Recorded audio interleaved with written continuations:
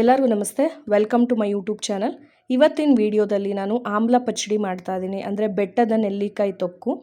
ಇದನ್ನು ತೊಕ್ಕು ಅಂತಲೂ ಅನ್ಬೋದು ಅಥವಾ ಪಚ್ಚಡಿ ಅಂತಲೂ ಅನ್ಬೋದು. ಬಿಸಿ ಅನ್ನದ ಜೊತೆಗೆ ತುಂಬಾ ಚೆನ್ನಾಗಿರುತ್ತೆ. ಹಾಗೆ ಇದನ್ನು ಚಪಾತಿ ಜೊತೆಗೂ ತಿನ್ಬೋದು, ಅನ್ನದ ಜೊತೆಗೂ ತಿನ್ಬೋದು. ತುಪ್ಪ ಹಾಕ್ಕೊಂಡು ತಿಂತಾ ಇದ್ದರೆ ಸೇಮ್ ನಿಮಗೆ ಮಾವಿನಕಾಯಿ ತಿನ್ನೋ ಥರ ಟೇಸ್ಟ್ ಇರುತ್ತೆ, ಹುಳಿ ಹುಳಿಯಾಗಿ. ಅದು ಹೇಗೆ ಮಾಡೋದು ಅಂತ ನೋಡೋಣ ಬನ್ನಿ. ಇಲ್ಲಿ ನಾನು 2-3 ಸ್ಪೂನಷ್ಟು ಜೀರಿಗೆ, ಹಾಗೆ 2-3 ಸ್ಪೂನಷ್ಟು ಸಾಸಿವೆ, ಹಾಗೆ ಮೆಂತ್ಯ ಕಾಳು, ಕರಿಬೇವು, ಬೆಳ್ಳುಳ್ಳಿ, ಉಪ್ಪು, ಹಾಗೆ ಖಾರದ ಪುಡಿ, ಒಣಮೆಣಸಿನ್ಕಾಯಿ, ಬೆಟ್ಟದ ನೆಲ್ಲಿಕಾಯಿ, ಹಾಗೆ ಇಂಗು ತೊಗೊಂಡಿದ್ದೀನಿ. ಬೆಟ್ಟದ ನೆಲ್ಲಿಕಾಯಿ ಆರೋಗ್ಯಕ್ಕೆ ತುಂಬಾ ಒಳ್ಳೆಯದು. ಇದರಲ್ಲಿ ವಿಟಮಿನ್ ಸಿ ರಿಚ್ ಆಗಿರುತ್ತೆ. ಅಂದರೆ ನಮ್ಮ ಹೇರ್ ಗ್ರೋತಿಗೂ ತುಂಬಾ ಹೆಲ್ಪ್ ಮಾಡುತ್ತೆ. ಹಾಗೆ ತುಂಬಾ ಇಮ್ಯುನಿಟಿ ಬೂಸ್ಟರ್ ಕೂಡ ಹೌದು. ಇಷ್ಟೊಂದು ಹೆಲ್ತ್ ಬೆನಿಫಿಟ್ಸ್ ಇರೋ ಅಂಥ ಬೆಟ್ಟದ ನೆಲ್ಲಿಕಾಯಿನ ನಾವು ಡೈರೆಕ್ಟಾಗಿ ತಿನ್ನೋಕ್ಕಾಗಲ್ಲ. ಬಟ್ ಈ ರೀತಿ ಒಂದು ಮಾಡಿ ಇಟ್ಕೊಂಡ್ರೆ ತೊಕ್ಕನ್ನು ನೀವು ತುಂಬಾ ದಿನ ಇಟ್ಕೊಳ್ಬೋದು. ಫ್ರಿಜ್ಜಲ್ಲಿ ಇಟ್ಟರೆ 1 ತಿಂಗಳವರೆಗೂ ಇರುತ್ತೆ. ಹಾಗೆ ನೀವು ಟ್ರಾವೆಲಿಂಗ್ ಪರ್ಪಸ್ಗೂ ಸಹ ಬಳಸ್ಬೋದು. ಅನ್ನದ ಜೊತೆಗೆ, ಚಪಾತಿ ಜೊತೆಗೆ ತುಂಬಾ ಚೆನ್ನಾಗಿರುತ್ತೆ. ಈಗ ಇದನ್ನು ನೀಟಾಗಿ ವಾಶ್ ಮಾಡಿಕೊಂಡು ಒಂದು ಬಟ್ಟೆಯಲ್ಲಿ ನೀರಿನಂಶ ಪೂರ್ತಿ ಹೋಗೋ ಥರ ಒರೆಸ್ಕೋಬೇಕು. ಈಗ ಇದು ಒರೆಸ್ಕೊಂಡಿದ್ದಾಗಿದೆ. ಇದನ್ನು ನಾನು ಚಾಕುವಲ್ಲಿ ಕಟ್ ಮಾಡಿ ಇಟ್ಕೊತಾ ಇದ್ದೀನಿ.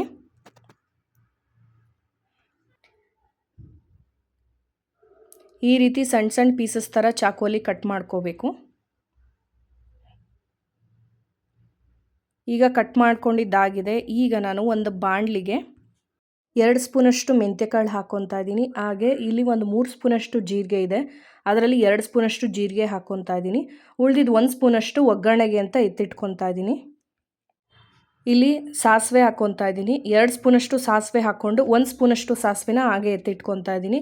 ಸೊ ಇಲ್ಲಿ 2 ಸ್ಪೂನ್ ಸಾಸಿವೆ, 2 ಸ್ಪೂನ್ ಜೀರಿಗೆ, 2 ಸ್ಪೂನ್ ಮೆಂತ್ಯಕಾಳು, ಇದಿಷ್ಟನ್ನು ಹಾಕ್ಕೊಂಡು ಕಂದು ಬಣ್ಣ ಬರೋವರೆಗೂ ಇದನ್ನು ಹುರ್ಕೋಬೇಕಾಗತ್ತೆ. ಈಗ ಇದನ್ನೆಲ್ಲ ಹುರಿದಿದ್ದಾಗಿದೆ. ಮೀಡಿಯಮ್ ಫ್ಲೇಮಲ್ಲೇ ಹುರ್ಕೋಬೇಕು. ಈಗ ಇದನ್ನು ಸ್ಟವ್ನ ಆಫ್ ಮಾಡಿ ಬೇರೆದರಲ್ಲಿ ಎತ್ತಿಟ್ಕೊತಾ ಇದ್ದೀನಿ ಕಂಪ್ಲೀಟಾಗಿ ಆರೋದಕ್ಕೆ. ಅದೇ ಬಾಣಲಿಗೆ 3-4 ಸ್ಪೂನಷ್ಟು ಎಣ್ಣೆನ ಹಾಕ್ಕೊತಾ ಇದ್ದೀನಿ. ಅಂದರೆ ನೀವು ಎಷ್ಟು ಬೆಟ್ಟದ ನೆಲ್ಲಿಕಾಯಿ ತೊಗೊಂಡಿರ್ತೀರಲ್ವ ಅದಕ್ಕೆ ತಕ್ಕಂಗೆ ನೋಡ್ಕೊಂಡು ಹಾಕ್ಕೊಳ್ಳಿ. ಇದನ್ನು ಎಣ್ಣೆಯಲ್ಲಿ ಫ್ರೈ ಮಾಡ್ಕೋಬೇಕು. ಹಚ್ಚಿಟ್ಕೊಂಡಿರೋ ಬೆಟ್ಟದ ನೆಲ್ಲಿಕಾಯಿ ಅಷ್ಟೂ ಎಣ್ಣೆಯಲ್ಲಿ ಫ್ರೈ ಮಾಡ್ಕೋಬೇಕು. ಒಂದು 5 ಮಿನಿಟ್ಸ್ ಚೆನ್ನಾಗಿ ಫ್ರೈ ಆದರೆ ಸಾಕು.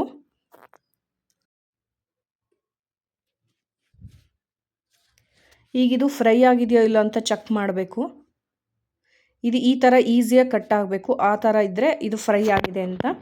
ಈಗಿದು ಬೆಟ್ಟದ ನೆಲ್ಲಿಕಾಯಿ ಫ್ರೈ ಆಗಿರೋದನ್ನಷ್ಟು ಒಂದು ಬೇರೆ ಪ್ಲೇಟಲ್ಲಿ ತೆಗೆದಿಟ್ಕೊತಾ ಇದ್ದೀನಿ. ಈಗ ತೆಗೆದಿಟ್ಕೊಂಡಿದ್ದೀನಲ್ಲ, ಈಗ ನಾನು ಸಾಸಿವೆ, ಜೀರಿಗೆ, ಮೆಂತ್ಯಕಾಳು ಹುರಿದಿಟ್ಕೊಂಡಿರೋದನ್ನು ಮಿಕ್ಸಿ ಜಾರ್ಗೆ ಹಾಕ್ಕೊತಾ ಇದ್ದೀನಿ. ಇದನ್ನು ನುಣ್ಣಗೆ ಫಸ್ಟು ಮಿಕ್ಸಿ ಮಾಡ್ಕೊಬರಬೇಕು. ಎಲ್ಲದನ್ನು ಒಟ್ಟಿಗೆ ಹಾಕೋಕ್ಕೆ ಹೋಗಬೇಡಿ. ಫಸ್ಟ್ ಇದು ನುಣ್ಣಗೆ ಮಿಕ್ಸಿಗೆ ಹಾಕಬೇಕು, ಇಲ್ಲಾಂದರೆ ಆಮೇಲೆ ಮಿಕ್ಸಿ ಆಗಲ್ಲ. ಹಾಗೆ ಫ್ರೈ ಮಾಡಿಟ್ಕೊಂಡಿರೋ ಬೆಟ್ಟದ ನೆಲ್ಲಿಕಾಯಿನ ಇದಕ್ಕೆ ಹಾಕ್ಕೊಳ್ಳಿ. ಈಗ ಇದಕ್ಕೆ ಬೆಳ್ಳುಳ್ಳಿ ಹಾಕ್ಕೊತಾ ಇದ್ದೀನಿ. ಹಾಗೆ 2 ಸ್ಪೂನಷ್ಟು, 2-3 ಸ್ಪೂನಷ್ಟು ಅರಳುಪ್ಪನ್ನ ಹಾಕ್ಕೊತಾ ಇದ್ದೀನಿ. ಹಾಗೆ 3-4 ಸ್ಪೂನಷ್ಟು ಖಾರದ ಪುಡಿ ಹಾಕ್ಕೊತಾ ಇದ್ದೀನಿ. ಖಾರನ ನೋಡ್ಕೊಂಡು ಹಾಕ್ಕೊಳ್ಳಿ. ಅಂದರೆ ನೀವು ಎಷ್ಟು ಬೆಟ್ಟದ ನೆಲ್ಲಿಕಾಯಿ ತೊಗೊಂಡಿರ್ತೀರಲ್ಲ ಅದ್ರ ಕ್ವಾಂಟಿಟಿಗೆ ತೊಗೋಬೇಕು. ಈ ರೀತಿ ನೀರು ಹಾಕ್ಕೊಂಡಿದ್ದಂಗೆ ನುಣ್ಣಗೆ ರುಬ್ಕೋಬೇಕು, ನೀರು ಹಾಕಬಾರ್ದು. ಹಾಗೆ ನೀವು ಬೆಟ್ಟದ ನೆಲ್ಲಿಕಾಯಿನ ಫ್ರೈ ಮಾಡಿರ್ತೀರಲ್ವ ಅದೇ ಎಣ್ಣೆಗೆ ಈಗ ಎಣ್ಣೆ ಕಾಯಕ್ಕಿಡಬೇಕು.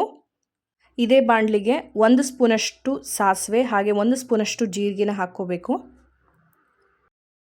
ಈಗ ಇದಕ್ಕೆ 1 ಹಿಡಿಯಷ್ಟು ಕರಿಬೇವನ್ನ ಹಾಕ್ಕೊತಾ ಇದ್ದೀನಿ. ಇದು ಸ್ವಲ್ಪ ಚಟಪಟ ಅಂತ ಸಿಡಿಬೇಕಾದ್ರೆ ಒಣಮೆಣಸಿನ್ಕಾಯಿನ ಹಾಕ್ಕೋಬೇಕು. 2-3 ಒಣಮೆಣಸಿನ್ಕಾಯಿನ ಹಾಕ್ಕೋಬೇಕು. ಬೇಗ ಒಣಮೆಣಸಿನ್ಕಾಯಿ ಫ್ರೈ ಆಗೋದ್ರಿಂದ ಕರಿಬೇವು ಚೆನ್ನಾಗಿ ಫ್ರೈ ಆದಮೇಲೆ ಹಾಕ್ಕೋಬೇಕು. ಹಾಗೆ ಸ್ವಲ್ಪ ಇಂಗು ಹಾಕ್ಕೊಂಡಿದ್ದೀನಿ. ಹಾಗೆ 1/2 ಸ್ಪೂನಷ್ಟು ಅರಿಶಿನ. ಇದಿಷ್ಟು ಹಾಕ್ಕೊಂಡ್ಮೇಲೆ ಸ್ವಲ್ಪ ಮಿಕ್ಸ್ ಮಾಡ್ಕೋಬೇಕು. ಈಗ ಇದಕ್ಕೆ ನೀವು ರುಬ್ಬಿಟ್ಕೊಂಡಿರೋ ಪೇಸ್ಟನ್ನು ಹಾಕ್ಕೋಬೇಕು. ಈ ರೀತಿ ಬೇಡ ಅಂದರೆ ರುಬ್ಬಿಟ್ಕೊಂಡಿರೋ ಪೇಸ್ಟಿಗೆ ಈ ಫ್ರೈ ಮಾಡ್ಕೊಂಡಿದ್ದೀವಲ್ಲ ಅದು ತಣ್ಣಗಾದಮೇಲೆ ಹಾಕ್ಕೋಬೋದು. ಅಥವಾ ಈ ರೀತಿ ರುಬ್ಬಿರೋ ಪೇಸ್ಟನ್ನು ಹಾಕ್ಕೊಂಡು 1-2 ನಿಮಿಷ ಬಿಸಿ ಮಾಡ್ಕೋಬೋದು. ಈಗ ನೋಡ್ತಾ ಇರ್ಬೋದು, ಮೀಡಿಯಮ್ ಫ್ಲೇಮಲ್ಲಿ ಇಟ್ಕೊಂಡು 1-2 ನಿಮಿಷ ಇದನ್ನು ಚೆನ್ನಾಗಿ ಮಿಕ್ಸ್ ಮಾಡ್ಕೊತಾ ಇದ್ದೀನಿ. ಎಣ್ಣೆ ಎಲ್ಲ ಫುಲ್ ಹೀರ್ಕೊಬಿಡುತ್ತೆ ಇದು. ಈ ರೀತಿ ಒಂದು ಆಮ್ಲ ಪಚ್ಚಡಿ ಅಥವಾ ಆಮ್ಲ ತೊಕ್ಕು, ಬೆಟ್ಟದ ನೆಲ್ಲಿಕಾಯಿ ತೊಕ್ಕು ಮಾಡಿಟ್ಕೊಂಡ್ರೆ ಬಿಸಿ ಅನ್ನದ ಜೊತೆಗೆ ಹುಳಿ ಹುಳಿಯಾಗಿ ಚೆನ್ನಾಗಿರುತ್ತೆ. ಡೈರೆಕ್ಟಾಗೆ ನೆಲ್ಲಿಕಾಯಿ ತಿನ್ನೋಕ್ಕಾಗಲ್ಲ ಅನ್ನೋಂಥವ್ರು ಈ ರೀತಿ ಒಂದು ರೆಸಿಪಿನ ಮಾಡ್ಕೊಳ್ಳಿ. ತುಂಬಾ ಹೆಲ್ತಿಯಾಗೂ ಇರುತ್ತೆ, ಹಾಗೆ ತುಂಬಾ ರುಚಿಯಾಗೂ ಇರುತ್ತೆ. ಇದನ್ನು ನೀವು 1 ತಿಂಗಳವರೆಗೂ ಸ್ಟೋರ್ ಮಾಡಿಟ್ಕೋಬೋದು.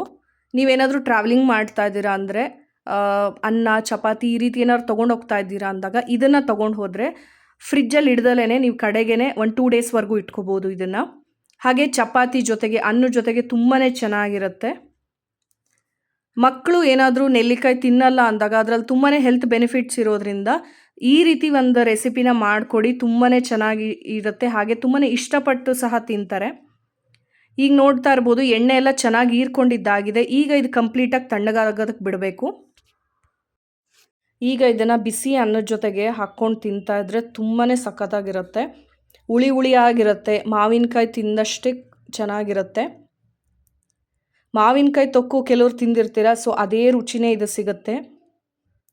ಒಂದು ಸಲ ಮಾಡ್ಕೊಂಡು ತಿನ್ನಿ. ನಿಮಗೆ ಈ ವಿಡಿಯೋ ಇಷ್ಟ ಆಗಿದೆ ಅಂದ್ಕೊಂಡಿದ್ದೀನಿ. ಇಷ್ಟ ಆಗಿದ್ದರೆ ಪ್ಲೀಸ್ ಲೈಕ್ ಮಾಡಿ, ಶೇರ್ ಮಾಡಿ, ಹಾಗೆ ಸಬ್ಸ್ಕ್ರೈಬ್ ಮಾಡೋದನ್ನ ಮರಿಬೇಡಿ. ಇದನ್ನು ಒಂದು ಡಬ್ಬಿಯಲ್ಲಿ ಹಾಕಿ ಸ್ಟೋರ್ ಮಾಡಿಟ್ಕೊಳ್ಳಿ. ಎಲ್ಲರಿಗೂ ಥ್ಯಾಂಕ್ ಯು.